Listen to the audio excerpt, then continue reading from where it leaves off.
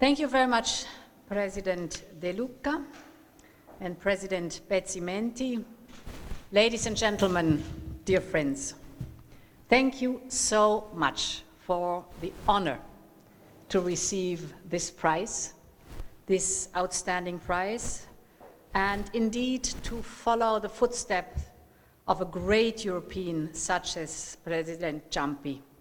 That is an impressive moment for me and a true honor.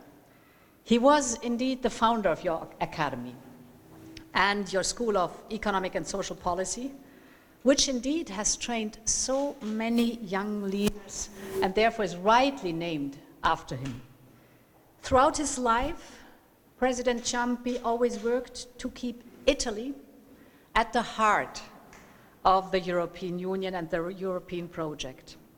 And he was president of the Italian Republic in a very crucial time when the wall came down, and then with the big enlargement in 2004, when we completed the European Union, almost, I must say, today, but a big step forward.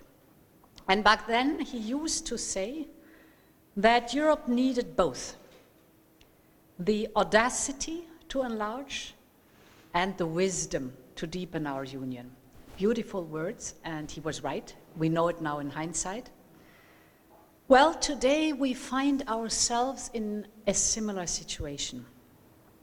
As we all know, our friends in Ukraine are fighting not just for their survival, but they are fighting for our values. They are fighting for the rule of law, for the democracy, for the respect of the international law, and the fact that we do not have the right of might, but the rule of law that is the arbitrary between all the different independent nations. But what we also sense in this very difficult time, fighting the aggressor, but also a wind of change that is going through the European Union and the countries that are neighbors in the Western Balkan and up to the Black Sea. I just had a phone call with Maya Sandu in Moldova. So be it Ukraine, be it Moldova, be it the Western Balkan countries, be it Georgia, we really feel the wind of change blowing in those countries. And we also feel that Europe is wide awake and attentive to this wind of change. The fact that we start to discuss within the European Union what is it what we have to do to be ready for an enlargement is a good sign and a good step forward. So once again, if I might quote President Ciampi, we need the audacity and we need the wisdom to make our union complete.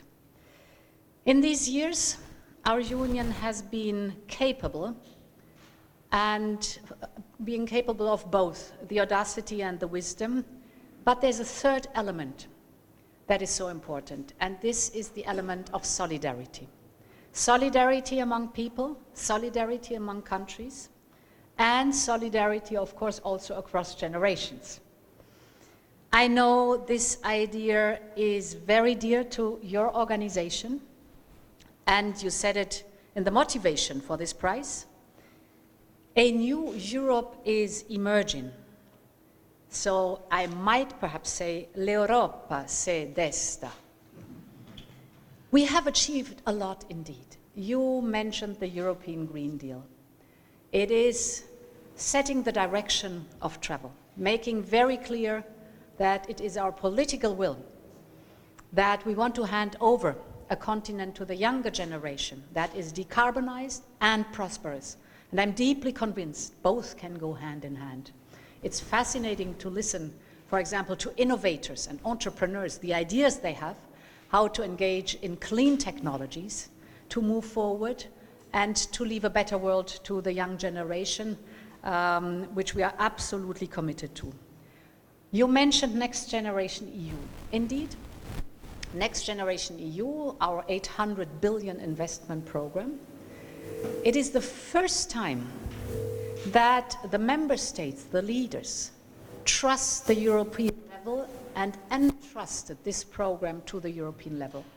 Before that, we had intergovernmental, novel investment plans, but never one that was prepared and then organized by the European Commission, which combines investment and reform.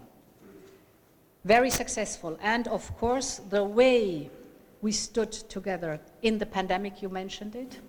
For me, it was very important in the pandemic to show solidarity among member states, but also to make sure that all member states, be they big or small, be they wealthy or not so wealthy, that all member states get their fair share of vaccines at the same time. We managed to do that, and I don't even want to imagine what it would have meant if this would not have been the case. Here too, a lot of trust among us grew, that we realized that when we act together as Europeans, it's not only the sum of 27 member states, but much, much more. If we act together, we can move mountains.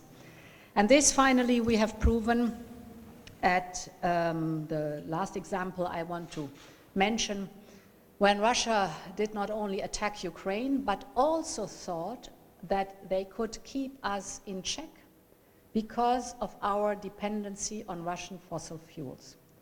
This dependency has been built up systematically, we know in hindsight now, strategically by Russia.